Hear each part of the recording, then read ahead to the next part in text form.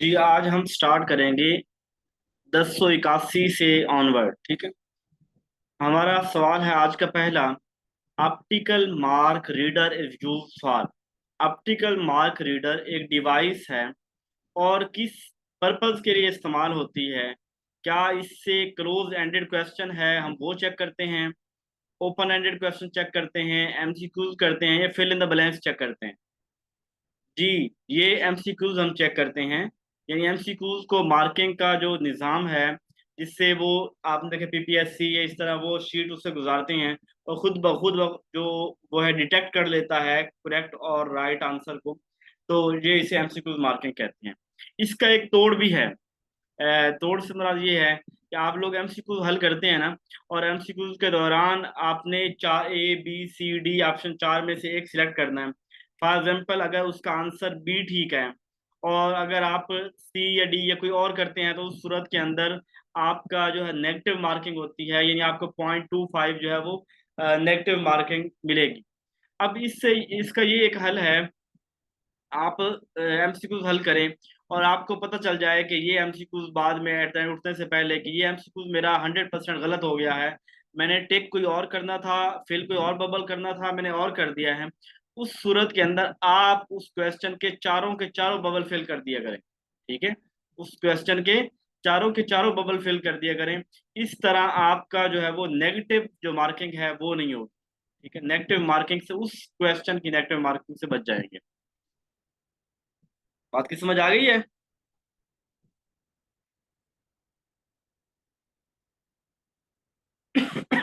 Next है the effectiveness of curriculum is determined by. कौन curriculum कितना इफेक्टिव है, कितना जबरदस्त है, हमें कैसे पता चलेगा? करिकुलम के डिजाइन से कि इंडक्टिव है डिडक्टिव है, कैसा डिजाइन किया हुआ है, उसके मेथड से, एवेल्युएशन से।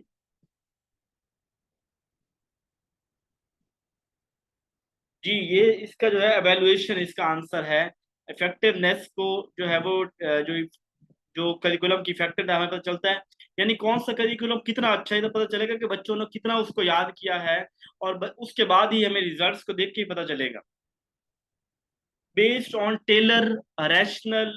टेलर का जो मॉडल है ना उससे कहा जाता है, रैशनल मॉडल भी कहा जाता है, लीनियर मॉडल यानी तरतीब के साथ है वो भी कहा जाता है। इसके इसके फाइव पॉइंट्स कल हमने पढ़े थे। तो which effect the philosophy of education, कौन सी जो है वो इस टेलर की फिलॉसफी को इफेक्ट करती है?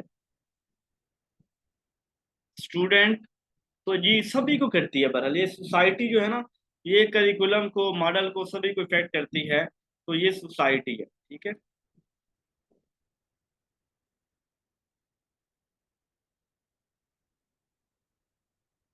कंटेंट क्या? इस सोसाइटी जो है वो असरअंदाज होती है। फिलासफी की बात आई है ना, फिलासफी।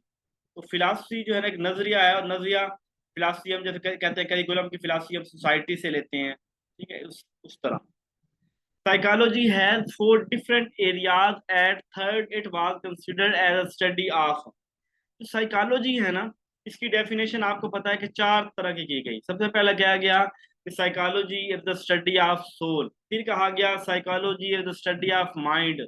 उसके बाद कहा गया psychology is the study of consciousness. फिर कहा गया साइकोलॉजी स्टडी ऑफ बिहेवियर। तो कौन साइकोलॉजी स्टडी ऑफ, ये तीसरे नंबर पे जो बात की गई थी कि psychology is the study of consciousness की बात की गई थी। इन इंटरएक्शन एनालिसिस कैटेगरी सिस्टम, ये एक थ्योरी है जिसका नाम जरा मैं लिख लूं। इसको मैंने अपनी किताब के अंदर शामिल नहीं किया, तो इसको शामिल करना है उसके अंदर। Interaction analysis category system. मेरा ख्याल है मैंने इसकी वीडियो भी कोई नहीं बनाई हुई अपने चैनल के ऊपर। तो ये फ्लंडर ने दी थी। ठीक है, फ्लंडर्स इस बंदे का नाम है।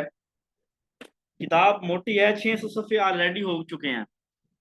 मतलब 600 सफ़ात हो चुके हैं। मेरा ख्याल है इस 600 सफ़ात की किताब यहाँ पे सिर्फ क्वालिफाई गाइड रिवाइव्ड एडिशन ही है और कोई नहीं है।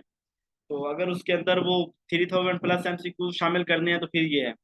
तो बस इसकी वीडियो भी कोई नहीं है, मैं टॉपिक रिकॉर्ड भी कर दूंगा, नोट्स के अंदर भी शामिल कर दूंगा। इसी तरह इस्लामिक फिलासफी मैंने आज ऐड किया है, वो भी नहीं था, इस्लामिक एजुकेशन फिलासफी क्या है वो।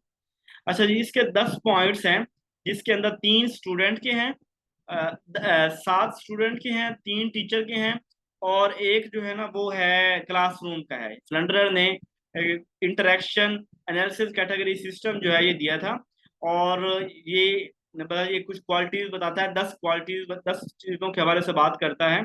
उसके अंदर क्या है, जैसे देखें, पहले टीचर, हाँ 7 टीचर की हैं, 2 स्टूडेंट की, और एक जो है वो क्लासरूम लेवल की है, ठीक है। In Greek word Sholay, Sholay पढ़ लें या जो भी है, इज यूज फॉर, ये ग्रीक का जो वर्ड शोले है, किस वर्ड के लिए इस्तेमाल होता है? ये स्कूल, जो आज कल हम कहते हैं ना स्कूल, तो स्कूल का वर्ड ग्रीक वर्ड से निकला है, शोले कह लें या बदल इसकी स्कूल कह लें, जैसे प्रोनाउंसिएशन मुझे अभी नहीं पता इसकी प्रोनाउंसिएशन क्या बनती है, तो वो आप देख लीजिएगा। A prayer knowledge is knowledge that is non independent of, prayer knowledge वो knowledge होता है, यानी जो पहले से हमारे पास knowledge है, वो किस चीज से आजाद होता है? वो एक्सपीरियंस से आजाद होता है, ठीक है। शोले, तो इससे क्या है, prayer knowledge non knowledge for experience. मेरी क्लासरूम के अंदर ना, बीएड के अंदर एक लड़की, उसका नाम था, अटेंडेंस बोल रहा था तो पहले दिन उसका नाम आया, मैंने कहा शीला। अब मैं खुद भी हंसा कि हमने तो शीला के नाम से बचपन में एक सॉन्ग भी सुना था।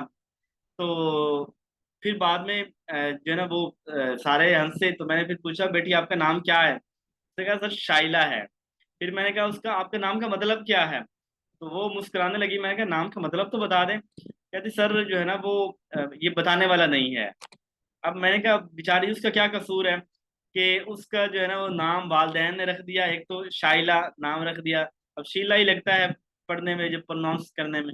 फिर दूसरे को उसका नाम भी कोई मतलब की कोई ऐसा सा है कि वो बेचारी जो है ना नाम का मतलब बताने से भी शर्मा रही है। वालदैन को नाम जो है ना अच्छे अच्छे रखने चाहिए, ये यूनिक नामों के चक्करों में ना पता नहीं क्या क्या नाम रख देते हैं बच्चों के। एज इज मेजर्ड इन, तो ये उम्र है ये किस में मेजर की जाती है? रेशो में आती है, आर्डिनल में आती है, या बोथ में आती है? जी, एज चूंकि 0 से स्टार्ट होती है, ये ट्रू जीरो वाली चीज है, तो इसलिए इसको रेशो स्केल से शुरू होती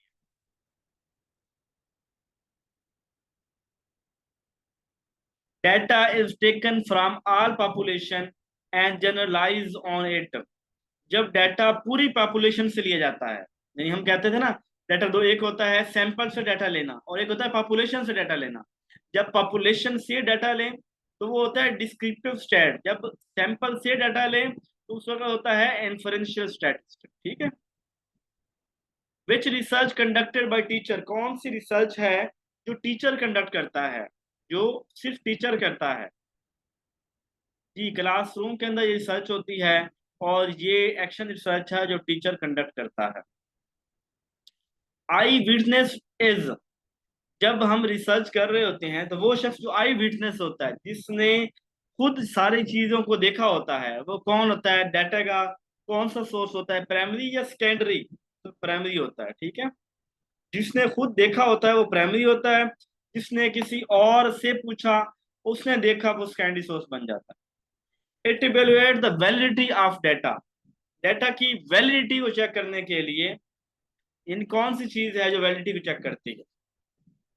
इस तरह का एक सवाल मैंने कहा था, रिलायबिलिटी के हवाले से शायद कहा था।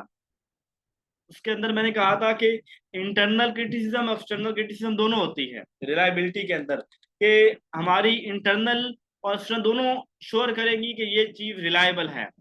और वैलिडिटी के अंदर क्या आता है जी? आप लोग थोड़ा सा गलत बता रहे हैं। वैलिडिटी जो होता है ये इंटरनल क्रिटिसिज्म आता है, ठीक है। वैलिडिटी क्या आता है? देखिए, वैलिडिटी से मुराद है चीजों की, वैलिडिटी की डेफिनेशन क्या है? What we suppose to measure, what we intend to measure, what we want to measure, यानी वो जो हम मैयर करना चाहते हैं वही हम मैयर करें, ये वैलिडिटी की डेफिनेशन है।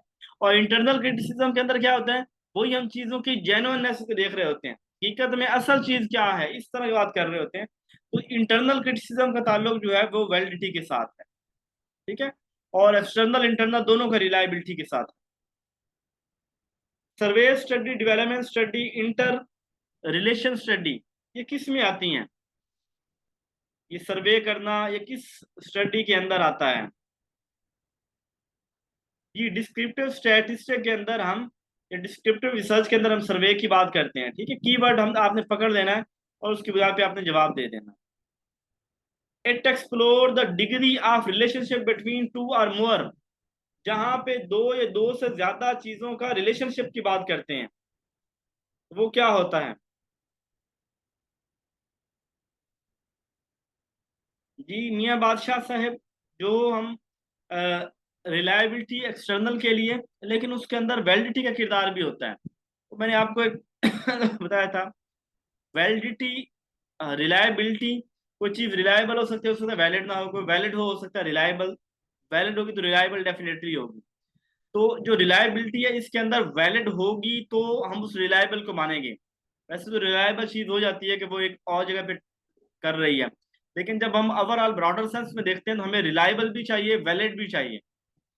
अच्छा, इसके अलावा मुझे याद आ गया, जो अगले दिन भी आपने मियाँ बादशाह मुझे एक पेपर सेंड किया था कि सर इसके को 8-10 सवाल, तो वो सवाल टाइप होके इसके अंदर शामिल हो गए हैं। तो अगले 2-4 दिनों के अंदर आपके, और इसके अलावा मुझे इससे पहले आपने 3-4 फाइलें सेंड की थी, मतलब इकट्ठे आप ना, जब बैच 5 के अंदर आप मुझे मुख्तलिफ एमसीक्यू सेंड करते थे 20-20 करके ना, तस्वीरों की सूरत के अंदर, वो सारे आपके एमसीक्यू जो भेजे थे आपने, वो कंपाइल हो गए हैं और वो इसके अंदर शामिल हो सकते हैं। मैं वही रिवाइज कर रहा हूँ, यानी आपके अब तक के मुझे भेजे गए और बैच 5 के अंदर भेजे गए तमाम एमसीक्यू पीपीटी नोट्स के अंदर शामिल कर दिए गए हैं और वो एक्सप्लेन कर दिए जाएंगे। ठीक है, अगर आप लोगों ने वैसे पूछना हो तो एक आध एमसीक्यू को बंदा रिप्लाई कर लेता है, लेकिन जब आपके ज्यादा एमसीक्यूज हों तो मुझे सेंड कर दिया करें, मैं उसको जो है ना वो ऐड करवा दूंगा नोट्स के अंदर, और वो जो है ना वो हम डिस्कस कर लेंगे। किसी के भी और क्वेश्चन हो ऐसे जो उनको मुश्किल लगते हैं वो शेयर कर दीजिएगा, वो पीपीटी नोट्स के अंदर ऐड हो जाए। A systematic, controlled, empirical and critical investigation of hypothetical। ठीक है, तो कौन सा ये है कि जो सिस्टम है, प्रॉपर एक सिस्टम भी है, कंट्रोल्ड भी होता है, इंपीरिकल यानी तजर्बा जैसे कर रहे होते हैं, क्रिटिकल इन्वेस्टिगेशन कर रहे होते हैं, साइंटिफिक मेथड की डेफिनेशन है। ठीक है, ये सारे काम हम साइंटिफिक मेथड के अंदर कर रहे होते हैं। रिमूवल और मिनिमाइजिंग इफेक्ट ऑफ इररेलेवेंट या एक्सट्रानियस वेरिएबल, जब आप रिसर्च कर रहे हैं तो आप उसके अंदर रिमूवल या कोई इफेक्ट को मिनिमाइज करना चाहते हैं, यानी कोई एक्सट्रीनियस बाहर से चीज का असर को खत्म करना चाहते हैं, तो आप क्या करेंगे उसको, असर को खत्म करने के लिए? वैसे ये दोनों आंसर जैसे आप कह रहे हैं ये बन सकते हैं, रेप्लिकेशन भी बन सकता है, कंट्रोल भी बन सकता है। यहाँ पे जो मेरी कहती है ना, हिस्स कहती है कि कंट्रोल करने से एक्सट्रेनियस वेरिएबल को हम कर लेते हैं, और दूसरा रेप्लिकेशन ये होता है कि बार बार, ए अकेला तो बिल्कुल ठीक नहीं होगा। ठीक है, या इसका बी ठीक है या सी ठीक है। बी इसलिए कि हम जब कंट्रोल कंडीशन होती है तो इधर उधर से जितनी एक्सट्रॉनियस वेरिएबल होते हैं हम कंट्रोल कर लेते हैं, उनका असर नहीं होने देते। ठीक है, हम, और रेप्लिकेशन में ये होता है कि हम एक स्टडी बार बार कर रहे हैं, अब के रिजल्ट को नोट करेंगे, अगली दफा फिर जो रिजल्ट आएंगे फिर नोट करेंगे, फिर रिजल्ट्स को नोट करेंगे। अब बार बार अगर हमारे, यानी जब हमारी वैल्यू ऊपर नीचे होगी, जब हमारी ऊपर नीचे हो रही होगी, तो उस सूरत के अंदर जो है वो हमारा क्या होगा, पता चल जाएगा कि इसके अंदर एक्सट्रेनियस वेरिएबल है। जब कंट्रोल करेंगे तो वो हमारा एक्सट्रेनियस वेरिएबल का असर खत्म हो जाएगा। हाँ ये बात ठीक है, अगर हम इसको कंट्रोल कर लेते हैं, ठीक है, इसको रेप्लिकेशन नहीं करें। रेप्लिकेशन के अंदर हम ये कहते हैं कि उसके अंदर तो बार बार करना पड़ेगा और फिर पता चलेगा कि कोई असर है कि नहीं है। कंट्रोल के जरिए बस उसका असर खत्म करते हैं।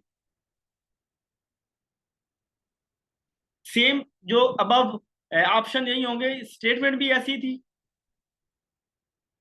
पहले, रिमूवल और मिनिमाइजिंग दोनों ये यही स्टेटमेंट थी। चलें ठीक है, फिर इसको आप बोथ कर लें। डेफिनेटली मैंने वो रिसर्च करके ही उसका आंसर बताया होगा। रीजन मैंने बता दी है कि कंट्रोल क्यों है और एप्लीकेशन क्यों है।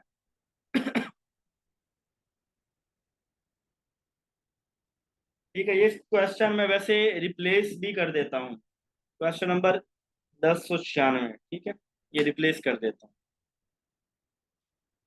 क्वेश्चन रिपीट हो जाए, अभी रिप्लेस मैं कर दूंगा, लेकिन ये है कि आप लोग को फिर भी ये होना चाहिए कि आपको क्वेश्चन का तैयार हो जाना चाहिए, ठीक है। देख लीजिएगा, मजीद मुझे बता दीजिएगा क्लास के फौरी बाद के इसके अंदर स्टेटमेंट के अंदर फर्क तो नहीं है। खैर ये आपने याद रखना, कंट्रोल भी हो सकता है, रेप्लिकेशन भी हो सकता है। रेप्लिकेशन में बार बार चीजें करने से हमें पता चल जाता है कि कोई असर हो रहा है, कोई ऊपर नीचे वैल्यू हो रही है तो नहीं। और बाकी कंट्रोल जब हम करते हैं तो वो मिनिमाइज, कंट्रोल ग्रुप से ही हम उसको मिनिमाइज करते हैं असर को। खाली जगह, कल्चरल एनालिसिस मॉडल, किस मॉडल को कल्चरल मॉडल कहा जाता है? करिकुलम का कौन सा मॉडल है जिसे कल्चरल मॉडल कहा जाता है? ये लैटिन मॉडल जो है ये कल्चरल मॉडल है, ठीक है। Steps of curriculum change are, अच्छा स्टेप्स ऑफ करिकुलम में दो तरह के हैं। स्टेप्स ऑफ करिकुलम, एक तो हमने वो पढ़े थे करिकुलम के स्टेप्स ना, क्या था वो, अवेयरनेस, चेंज, ट्रायल, और इस तरह था अडॉप्ट, अडॉप्ट इस तरह का था।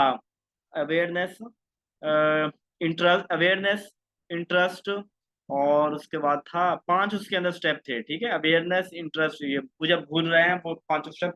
अवेयरनेस था, इंटरेस्ट था, ट्रायल था, और उसके अंदर बाद में था शायद अडॉप्टेबिलिटी था, ठीक है। वो वाला था। अच्छा ये वाला जो है स्टेप्स ऑफ करिकुलम चेंज, यहाँ पे हमारे पास जो स्टेप्स ऑफ करिकुलम की बात हो रही है, चार तरह की बात हो रही है। सबसे पहले हम कहते हैं इनिशिएट करते हैं कोई भी जो हमने करिकुलम को चेंज करना है, फिर उसका एनालिसिस करते हैं, फिर इसको डेवलप करते हैं, फिर इम्प्लीमेंट करते हैं, ठीक है। Four steps.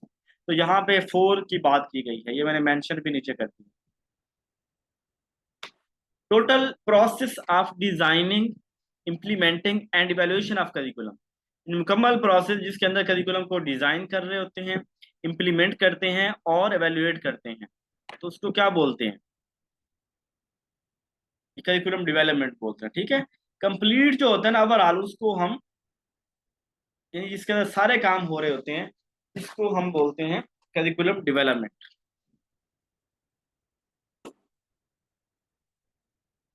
In Punjab it works for curriculum development and books,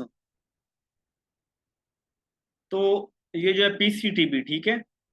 तो Punjab curriculum text book board जो है ये वाला रिपीट है। ओके, क्वेश्चन नंबर 1100 जो है ये भी चेंज कर दिया जाएगा। A test measure what it is suppose to measure, ये किस चीज की डेफिनेशन है? Test measure what it is suppose to measure, ये वैलिडिटी की डेफिनेशन है, ठीक है। रिलायबिलिटी होता है व्हाट, द कंसिस्टेंसी की बात करते हैं रिलायबिलिटी में, एडिक्वेसी मुनासिब की बात करते हैं, इंटीमेसी वर्सेस आइसोलेशन, ये किस थ्योरी के अंदर ये बात की गई थी, ठीक है। Trust versus mission trust, intimacy versus isolation, ये है दूसरी सेवंथ स्टेज है मेरा ख्याल है, या छठी छठी स्टेज है शायद। ये इरिक्सन का है, ठीक है। इरिक्सन की थ्योरी के अंदर ये बात trust versus mistrust, industrial versus initiative versus guilt, industrial versus इस तरह है कर। एसएनसी 2020 फॉलोड विच करिकुलम मॉडल, ये एसएनसी का है, ये एसएनसी का मॉडल जो है 2020 वाला किसको फॉलो करता है? किसके? टेलर को, लेटन को, टाबा को? तो टाबा को मॉडल फॉलो करता है, ठीक है। इंडक्टिव मॉडल जो टालर का, टाबा का है, उसको SNC single national curriculum 2020 follow करता है। अच्छा जी, मैनेजिंग, अभी कुछ सवाल मैनेजमेंट के आ रहे हैं, और ये सवाल थोड़े कंफ्यूजन वाले हैं, थोड़ा सोच विचार करके इसको हल करेंगे। और ये अहम भी है क्योंकि क्लासरूम मैनेजमेंट एफपीएससी के अंदर मेजर पोर्शन होता है, तो इसलिए इसको आपने थोड़ा ज़हन में रखना है इन सवालों। Management is defined as those events and procedure involve in the decision, यानी वो तमाम जो इवेंट्स हैं, जो प्रोसीजर्स हैं, वो डिसीजन के अंदर to initiate a specific activity, कोई एक्टिविटी करवाते हैं। और फिर किसी स्टूडेंट की हम एक्टिविटी करवाते हैं कि प्रोसीजर इवेंट्स को देखेंगे। मैनेजमेंट एक प्रोसेस किस चीज़ का है? इसका जवाब क्लासरूम होगा, यानी क्लासरूम के अंदर एक्टिविटीज क्लासरूम करवा रहा है, स्कूल करवा रहा है, या एक इंस्ट्रक्शनल, इसको बोलेंगे नन ऑफ दीज बोलेंगे। देखिए, क्लासरूम के अंदर एक्टिविटीज करवाई जा रहे हैं, किसी इंडिविजुअल बच्चे को करवाई जा रही हैं, और वो एक्टिविटीज हम करवा के यानी वो एक्टिविटी या इवेंट्स बच्चों को करवा रहे हैं और करवाने वाला जो होगा वो बेसिकली कोई शख्स होगा। ये इंस्ट्रक्शनल है, ठीक है। इंस्ट्रक्शनल यानी ये टीचिंग पढ़ाने की तरह है। जो टीचिंग होती है ना, पढ़ाना होता है। अब पढ़ाने को दूसरे लफ्ज में हम इंस्ट्रक्शन भी बोलते हैं। अब इंस्ट्रक्शनल जो है यानी जो एक्टिविटीज करवाई जा रही हैं किसी इंडिविजुअल स्टूडेंट को, बेसिकली उसको इंस्ट्रक्शन दी जा रही हैं, उसको इंस्ट्रक्शनल इसको बोलेंगे, ठीक है। यानी बात को स्पेसिफिक एक्टिविटी है, कोई एक्टिविटी करवाई जा रही है किसी इंडिविजुअल स्टूडेंट को, किस लिए, किसी इवेंट्स या प्रोसीजर को के मुतालिक डिसीजन लेना है, तो ये इसको हम क्या बोलेंगे, इंस्ट्रक्शनल बोलेंगे, ठीक है। थोड़ी सी इन सवालों की डिटेल मैंने उसके अंदर शामिल भी की है, तो आप उसको देख लीजिएगा।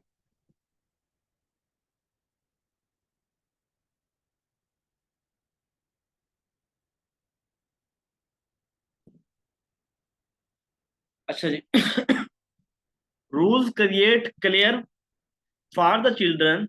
जो रूल्स बनाए जाते हैं ना, ये बच्चों के लिए डैश फॉर द चिल्ड्रन, बच्चों के लिए क्या करते हैं, and need to define what an acceptable behaviour is. ये बच्चों को इसका क्या बनाते हैं, उनके उनके अंदर विजन पैदा करते हैं कि हम हमें कौन सा बिहेवियर इस इदारे के अंदर एक्सेप्टेबल है। वो बच्चों के अंदर एक पिक्चर पैदा करते हैं, या बच्चों के अंदर एक्सपेक्टेशन पैदा करते हैं कि कौन सा बिहेवियर क्लासरूम के अंदर ठीक है। यानी रूल्स क्रिएट क्लियर, रूल जो है वो क्लियर बच्चों के अंदर एक चीज पैदा करते हैं। क्या चीज पैदा करते हैं, for the children and need to define what acceptable behaviour is. जी इसका आंसर है एक्सपेक्टेशन, ठीक है। जो रूल्स होते हैं इससे बच्चों की एक एक्सपेक्टेशन पैदा होती है कि हमारा जो क्लासरूम के अंदर, मतलब हम जो है ना ये वाला बिहेवियर करेंगे तो ये एक्सेप्टेबल होगा। अब ये उनके अंदर एक्सपेक्टेशन पैदा की जाती है, ठीक है। रूल्स क्रिएट क्लियर एक्सपेक्टेशन, बच्चों के अंदर एक वाजे एक उम्मीद पैदा करते हैं, उन्हें पता चल जाता है फॉर द चिल्ड्रन नीड। अब यहाँ पे विजन, विजन तो बहुत और चीज होती है। और जो पिक्चर है ये हम लफ्ज बोलते हैं पिक्चर का, लेकिन ये इसके साथ क्लियर पिक्चर की बात नहीं आएगी, कोई वाज तस्वीर नहीं करते। रूल्स एक्सपेक्टेशन बच्चों के अंदर पैदा करते हैं कि कौन सा बिहेवियर हम करेंगे तो वो एक्सेप्टेबल है, ठीक है।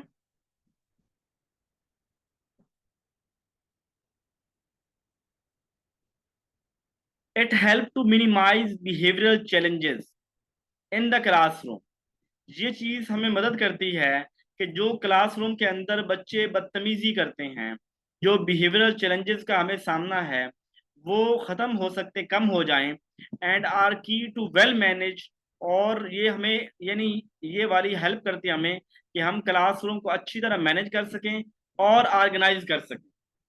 देखिए एक क्लासरूम है आपके पास, उस क्लासरूम को कब आप उसके बिहेवियरल चैलेंजेस का सामना कर सकेंगे, कब क्लास अच्छी तरह मैनेज होगी, कब क्लास अच्छी तरह ऑर्गेनाइज्ड होगी, ये जब जब बच्चों की रूटीन ठीक होगी। यानी इंसान, मैंने आज ही स्टेटस लगाया हुआ था कि इंसान जो है उसकी कामयाबी जो है वो उसकी कामयाबी का ताल्लुक उसकी रूटीन के साथ है, हैबिट के साथ है। अगर आपकी कामयाब शख्स लोगों वाली आदत हैं तो आप ही कामयाब हो जाएंगे, और अगर आपकी आदत कामयाब लोगों वाली नहीं है तो आप कामयाब नहीं होंगे। तो यहाँ पे भी देखें, जो बिहेवियरल चैलेंजेस क्लास में आ रहे हैं, क्लासरूम को अच्छी तरह हमने मैनेज करना है, क्लासरूम को अच्छी तरह ऑर्गेनाइज करना है, कि तभी होगा जब हमारे क्लासरूम में बच्चों की रूटीन ठीक हो जाएगी, ठीक है। बच्चों की रूटीन ठीक हो जाएगी तो सारे मसले हमारे हल हो जाएंगे।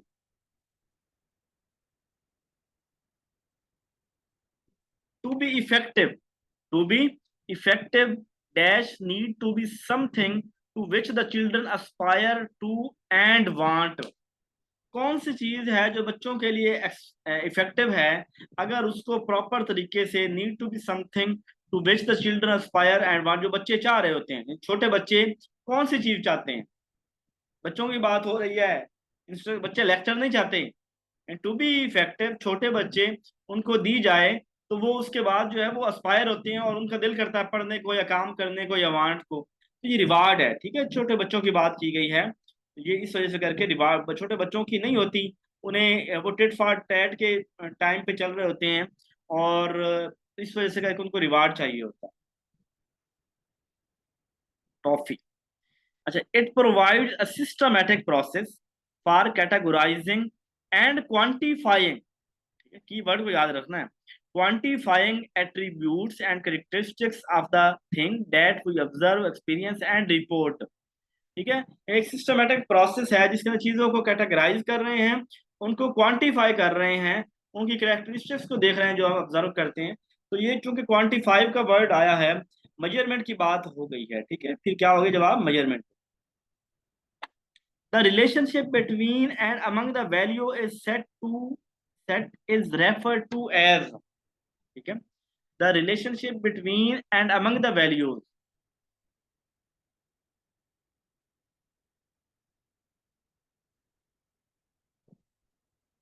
हमने देखना है कि values is refer to, values के आपस के दरमियान रिलेशनशिप हो या उनका अमंग जो ताल्लुक है वो किस लेवल पे हम उसको देख रहे होते हैं। तो लेवल ऑफ मेजरमेंट के ऊपर हम वैल्यूज को देख रहे होते हैं। ठीक है, कौन सी वैल्यू किससे कितनी बड़ी है, कौन सी वैल्यू जो है वो कितना उसके अंदर डिफरेंस है। तो ये सारी चीजें हम जो है लेवल ऑफ मेजरमेंट के अंदर बात कर रहे होते हैं। नया सवाल था, इसका देख लीजिएगा खुद भी।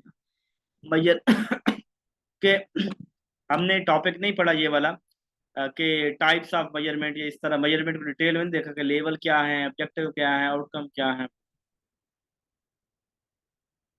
It is the collection, analysis and interpretation of information about any aspect of a programme of education और training as a part of recognised process of judging. बात क्या हो गई, जजिंग कीवर्ड आ गया है। इट्स इफेक्टिवनेस, ये जजिंग का कीवर्ड, इफेक्टिवनेस का कीवर्ड, ये सारे हमें क्या बताते हैं।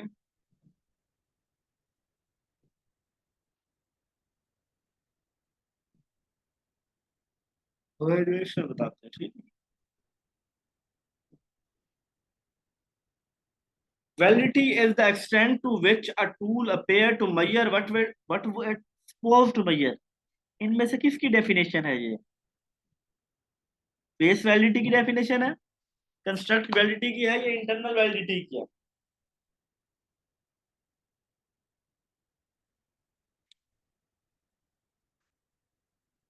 जी बोलिए, वैलिडिटी की डेफिनेशन यहाँ पे कौन सी है।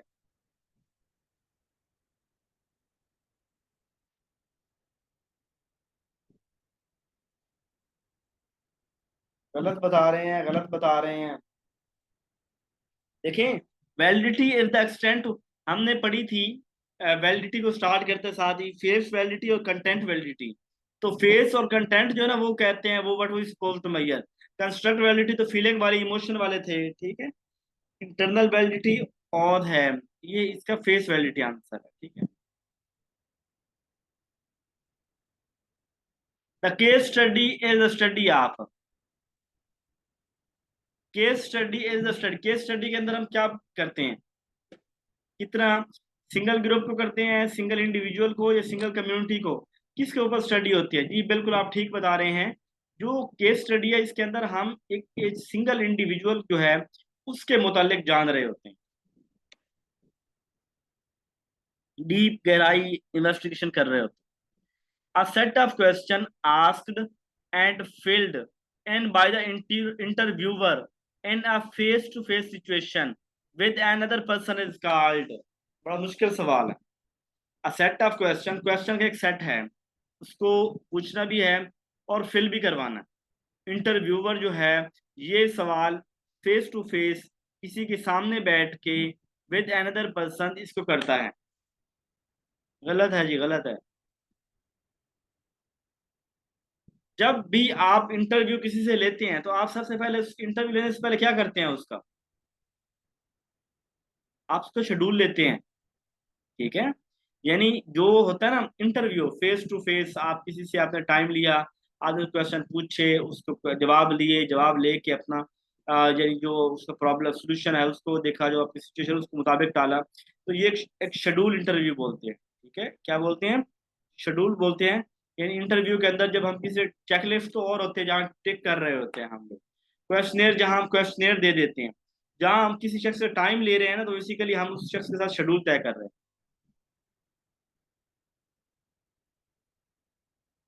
देखिए जो होती है ना केस स्टडी, केस स्टडी के अंदर मोस्टली जो हम कहते हैं हम किसी एक वाहिद इंडिविजुअल सिंगल एंटिटी के ऊपर जो है वो कर रहे होते हैं, रिसर्च कर रहे होते हैं। तो इसीलिए इसको सिंगल एंटिटी बोलते हैं। गहराई के अंदर जाना, किसी खास की गहराई के अंदर जाना, इस तरह कर रहे होते हैं। What type of statistical data are used in educational research? Educational research के अंदर कौन सा स्टैटिस्टिकल डाटा यूज होता है? डिस्क्रिप्टिव स्टैटिस्टिकल एनालिसिस बिल्कुल होता है। इन्फ्रेंशियल इन्फ्रेंशियल भी होता है। ठीक है, दोनों होता है ना स्टैटिस्टिकल डाटा में। हमने डिस्क्रिप्टिव भी पढ़ा है, इन्फ्रेंस भी पढ़ा है, दोनों होते हैं।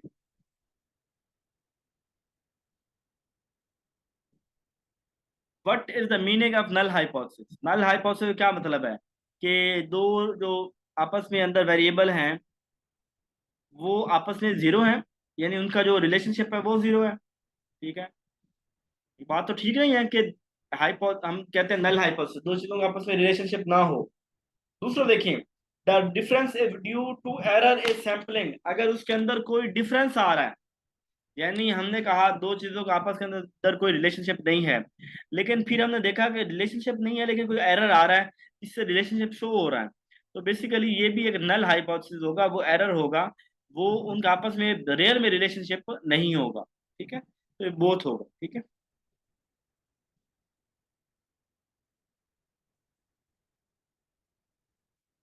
National education commission 1959 establish under the headship of, 1959 का जो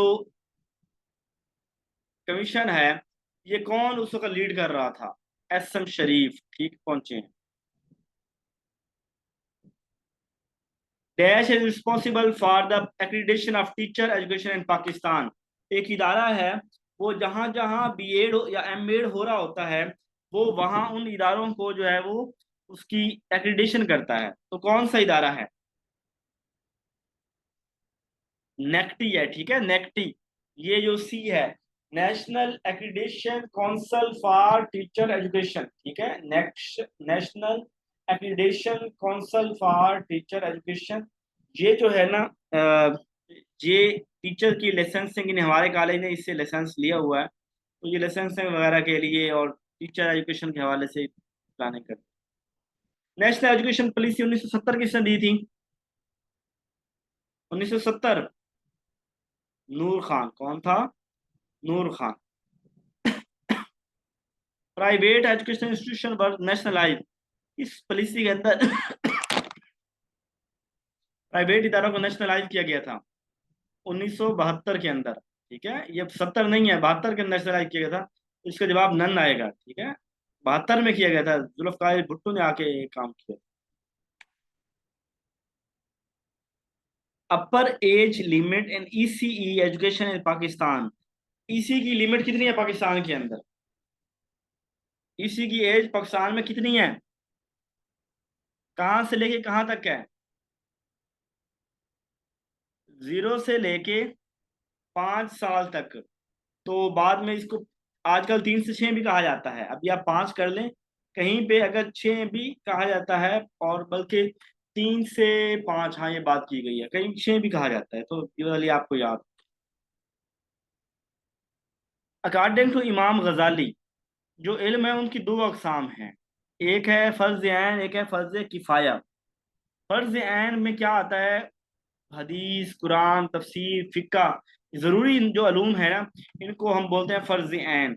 जो हमारे टेम्परेरी अलूम होते हैं, जो हम ये आजकल पढ़ रहे हैं, इसको हम बोलते हैं फर्ज किफाया।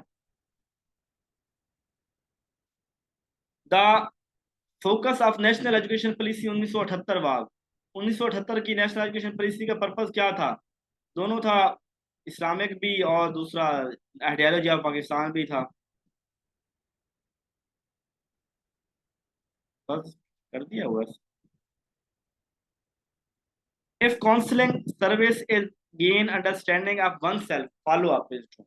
इन फॉलो अप का मतलब क्या होता है? फॉलो अप क्यों करते हैं? हम कहते हैं फॉलो अप सेशन होगा। Keep in constant touch with famous student, follow up इसलिए होता है कि बच्चों के साथ ताल्लुकात अच्छे बने। इंडिकेट व्हाट प्रोग्राम में बी इम्प्रूव, के प्रोग्राम को कैसे बेहतर किया जा सकता है। या help the student in achieving particular placement or he Dzire.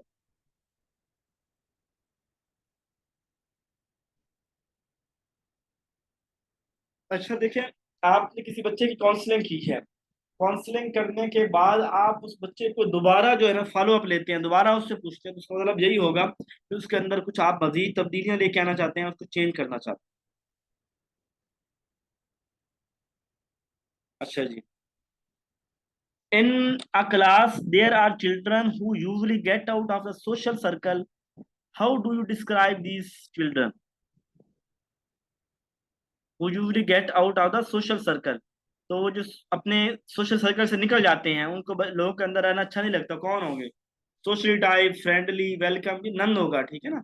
जो अपने दोस्तों से निकल जाते हैं बाहर, उन्हें दोस्त अच्छे नहीं लगते, सोशल अच्छा नहीं लगता, इसका मतलब वो उनसे बाहर निकल जाते हैं। अच्छा जी। For the counselling service to be effective the school administration should be, counselling की सर्विस जो है वो अच्छी होनी चाहिए, इसके स्कूल को क्या करना चाहिए कि चेक द फैसिलिटी के गाइडेंस ऑफिस की फैसिलिटी चेक करे, कंप्लीट काउंसलर हायर करे, या familiarise himself with the nature goals and principle of guideline. ये सी ऑप्शन ठीक है कि वो अपने आप को, जो एडमिनिस्ट्रेशन है, वो अपने आप को, अपने नेचर को देखिए, अपने गोल्स को देखिए, अपने प्रिंसिपल ऑफ गाइडेंस को देखें कि वो क्या किस तरह बच्चों को ले रहे हैं, बजाय उनको ट्यूशन लगवाने के। अच्छा, 1 मिनट के बाद क्लास एंड हो जाएगी, और मेरा दिल कर रहा है इतना ही काफ़ी है, कल हम मजीद कर लेंगे और कर लेंगे। अब ये 45 MCQs हमारे पास हो चुके हैं, या मैं देखता हूँ कि अगर ऐसे ना, पता नहीं, वर्किंग डेज होते हैं ना बड़े हेक्टिक, तो नींद पूरी नहीं होती, तो इस वक्त आके पता नहीं वो ऐसे लगता है जैसे कोई मुझे लोरी दे रहा है।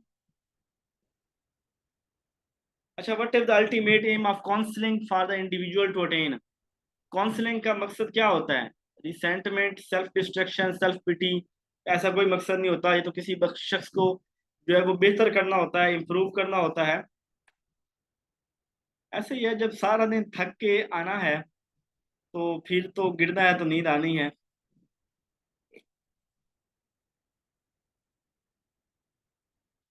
तो आर्टिकल 25A तक एजुकेशन कितने तक फरी की गई थी? कितनी क्लास तक एजुकेशन फरी की गई थी? 10वीं तक की गई थी ना, तो ये नन होगा इसका। थ्योरी ऑफ पर्सनैलिटी पर emphasizes on the studying the whole human being। ये ह्यूमनिस्टिक थ्योरी है जो ह्यूमन के ऊपर बिहेव करती है, ठीक है। होल ह्यूमन, इंसान की बात जो करती है ना, ह्यूमनिस्टिक वाले